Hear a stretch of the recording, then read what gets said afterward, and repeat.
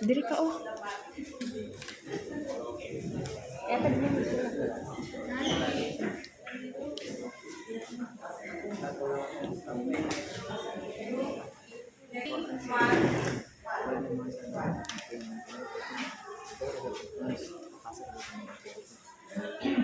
Okay, you know already that learning math is fun. And now let's proceed to what comes in your mind about our topic for this session. Anybody who can give idea for the topic for this session, for this class this morning, guys? Yes, Danny? Maybe it's all about the expression and Yes, that's good. Brilliant idea. Another one? Anybody? Those who want to give an idea for the topic for this morning. Do you have any idea? Wala. Nothing? Okay, if there's no idea, yes, resume. Please stand I there. think it's all about politics. Yes. Correct. No? Again, today, this morning, I would like to share that the objectives for this session. Next one. Because our topic for today, for this morning, is about translating English phrases to all our algebraic expression and vice versa. Meaning, if we are giving you an expression or algebraic expression, you need to translate it into English phrase. And while I am giving an English phrases, you should give the algebraic expression. But before we are going to further discussion about this topic, we are going to introduce you the objectives for this morning for our topic. Okay.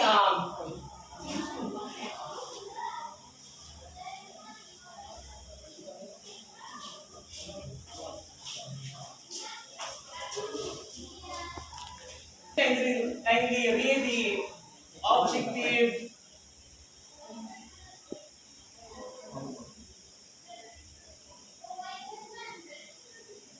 Number 1 or letter A.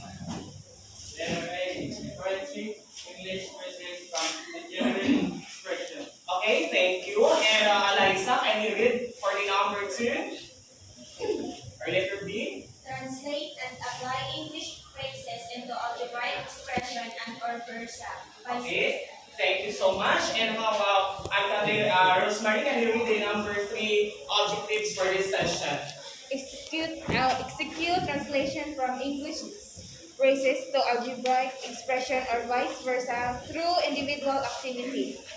Okay, thank you so much, class. And now you know already for the objectives, you know already the objectives for this session.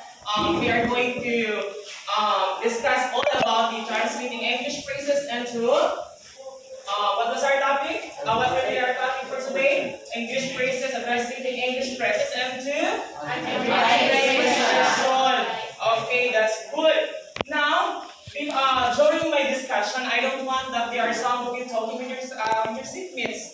Okay, and kindly apply these classroom rules. Listen carefully so that you know you can understand well about the discussion.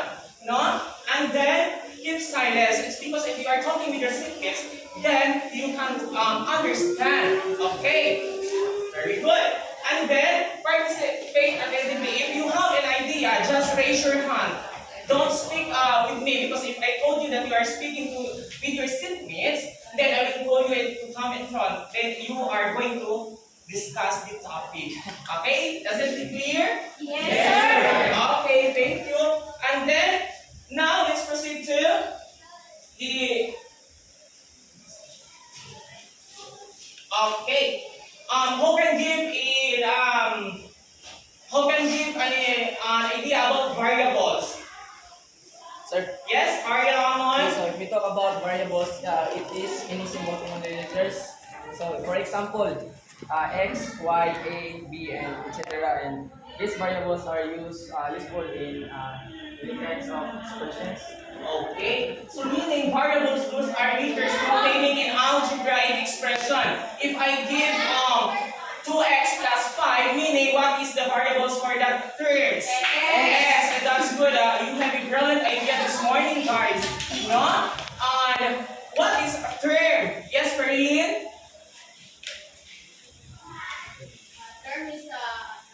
a single constant or a variable or a constant variable like there is sample, negative 3, 2b, or negative 5y. Okay, thank you so much, Ms. Galvez. Okay, that is the term, either a single constant or a variable or a constant and variable multiplied together. Let's look here in the example, negative 3. That is one term only. The x, the 2b, and negative 5y. How about if I will give you a term, if I will give you an expression, this is 10a plus by. How many terms are there? Oh. Very good.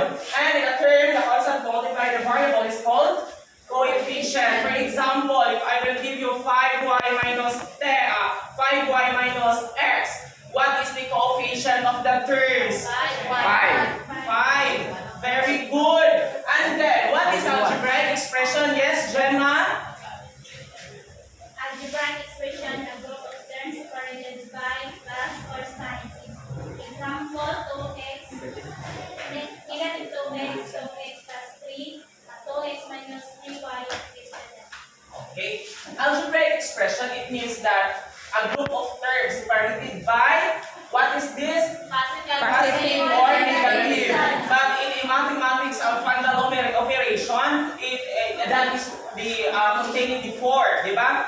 4 fundamental operations which is it is called positive or plus, and this one is negative or minus.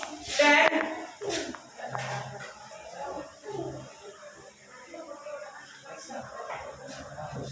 so, the table below, let's count some common words or phrases that usually imply the operation involved between two numbers. These words are used if you are going to translate any algebraic expression into English phrases. So, for example, if we are going to translate the addition of algebraic expression, so we must use these words. Add, added to, sum, total, plus, increased to, increased by, and more than. But if you are going to use the minus or the subtraction of the 4 fundamental operation, we can use these words also. Difference, subtracted to, subtracted from, minus, less than, decreased by, take away, remove. So these words, you can use this one into translating English phrases from algebraic expression. How about product or multiplication? Can you read this, guys? Product, multiply by times of. And how about the quotient or division? Quotient, ratio, divide by. Okay, so these words, you can use this all. It depends on what algebraic expression given by by me. If I will give you an algebraic expression to translate to English phrases, then you can use this one. Okay? Did you get it, class? Yes, sir. Okay, that's good. Okay, find out how can you use these words or phrases to express algebraic expression. Study these examples involving the 4 fundamental operations. Meaning, do you know what are the four fundamental operations? Yes, sir. Oh, give me one. Addition. Addition. Subtraction.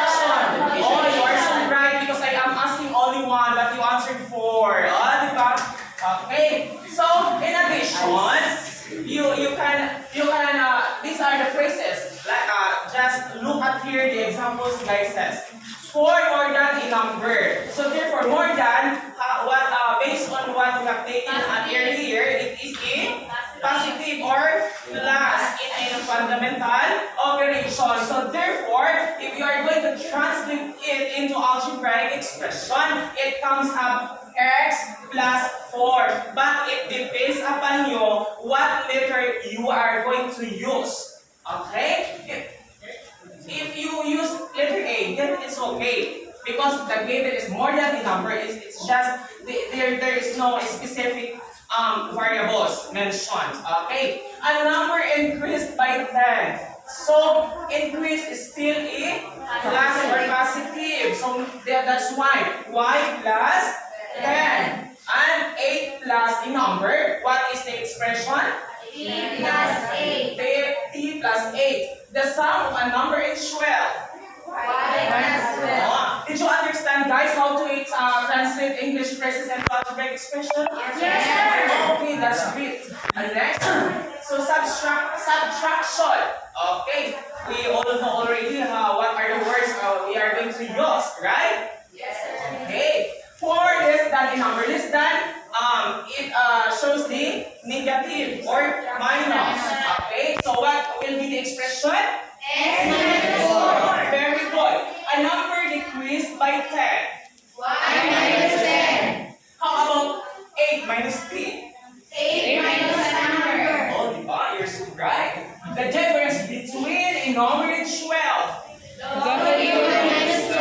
Okay, let's proceed now to multiplication. So that you know already how to translate English phrases into algebraic expression using the four fundamental operations. Now, multiplication. 4 times a number. You did not confuse why the expressions is just only like this? 4 times x.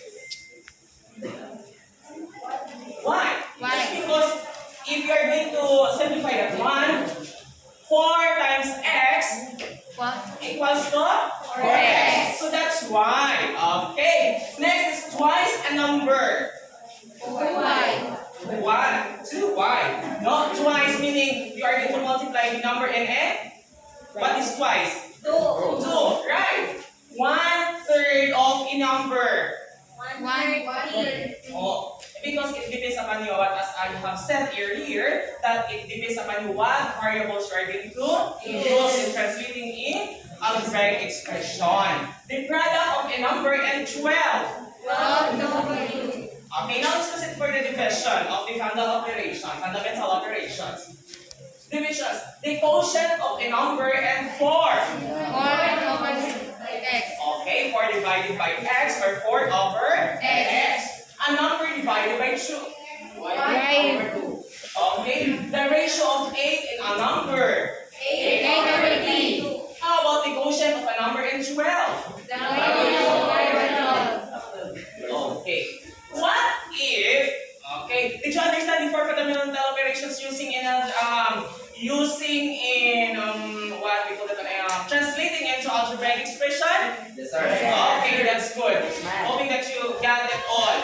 Okay, now, what if the expression involves 2 or more operations? Okay, so earlier, the four fundamental we used only one term. And now what if we are going to use 2 or more operations? Okay, look at the examples. Okay, this column are phrases, and this one are expressions. So 6 more than times a number. Okay, why? It comes 5x plus 6. More than times the number. Yes, right. 6 more than times a number. 6 plus a number. I think it lacking for 5, the digit of 5. Okay? Next is 4 times the sum of a number and 7.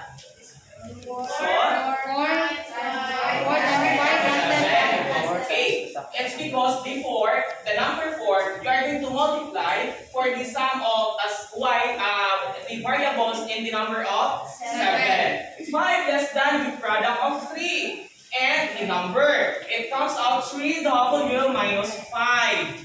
Okay, did you get it, class? Yeah. Yes? Sir, what if I use 1/3 instead of W, I use 3x minus 5. It is considered that it is considered 5 less than the product of 3 and number. Questions, Mr. The question is, what if I use x instead of the variable of W? Okay, as I said earlier, you can use any variables or any letters. It depends upon you. Okay? If you're going to choose any letters, because we have 26 alphabet letters, right? So it depends upon you what you are going to use. Okay? Okay, the next is, look at here. Study the following word problems. translate the phrase, okay, the sum of 5 in a number into algebraic expression. So, the answer is analyze first the keywords in the phrase. The sum of 5 in a number. That is, the sum of 5 in a number. Translate the expression and replace. And with a plus. Because the sum of 5 and we are talking sum, meaning it is addition. Right? Yes. So, the result or the expression of this given English phrase, it comes of x plus 5. If you want to write it y, then go ahead. Okay? Did you get the class? Yes, sir. Okay, very good. Next example. Translate the phrase 24 decreased by a number into algebraic expression. Okay. Answer 24 minus 1. Why we are using here negative or minus? Yes, because they are using the word Decrease. meaning deductions. Minus. Okay. Example number 3. Translate the phrase 5 times the sum of a number and 3 into algebraic expression. 5 Who can give idea why it comes 5 open and close parentheses, which is 5 open parentheses m plus 3 and close parentheses. From the As I said earlier, I don't want that everybody will talk with me. Just raise your hand, copy, just chat. It's because we are talking about the word times, and phrase in that expression represents a multiplication process. Okay, that's great idea, Jack. Thank you so much. So let's get okay. So we are talking times, meaning it is multiplication. And we are going to multiply in 2 terms, we must include the parentheses. Is it clear? Yes, sir. Okay, that's good. Next example. Translate the phrase 1/2 the difference of twice the number and 12 into algebraic expressions. So it comes up 1/2 times the parentheses here yes, consider as multiplication or multiply, diba? So 2n minus 12. Why? Because it's twice the number 1/2 the difference of twice the number and 12. Okay, so twice the number and that is comes 2n, right? Then and 12, then we are using the difference, right? So 2n minus 12 multiplied by 1/2. Okay, did you understand, class, our discussion this morning? Yes, Okay. You answered me that you already learned, you have an idea. Okay, so meaning you know already the topic, you know already the whole topic of our discussion. Okay, what is constant? For generalizations on our topic this morning? Yes, Ronel? Constant is any number that has a fixed value. Okay, constant, it is having a fixed value. Like for example, 0, 2, -5, 10. That is a constant. Okay, so now as you tell me that you got already for the discussion this morning, we are going to have an activity so that you can apply your knowledge about the translation of English phrases into algebraic expressions. So listen carefully, guys. As you did earlier, you have already your group 1, group 2, group 3, and group 4. That's all your group. This activity also, no? But you choose a group leader and a secretary for each group. Then those leaders should come up here and get your activity sheet in the activity chart. There is corresponding activity sheet inside the pocket of this chart. Okay. Then I will give you those group comes first. Then you will get 20 points. The second one is 15 points. The third one is 10, and the last one is 5 points. You what we are going to do? This activity is all about what we have discussed. Okay. So, did you choose already your letter? Yes, sir. Okay, letter comes in front and get your activity sheet. I will give you only 3 minutes to answer. Okay, group 4, get your activity sheet here on the board.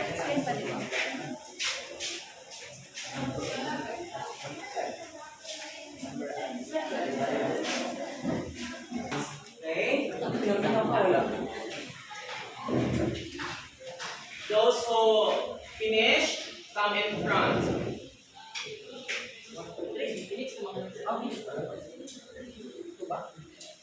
By the product of a number in how many terms are there? 3 terms. Okay, very good.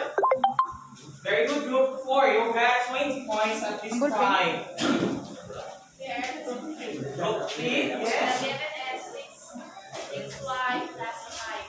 So what is the y given? Learn. So a product of a number and 6 added by 5, y is numeric. Okay, thank you so much, group 3. You got 15 points.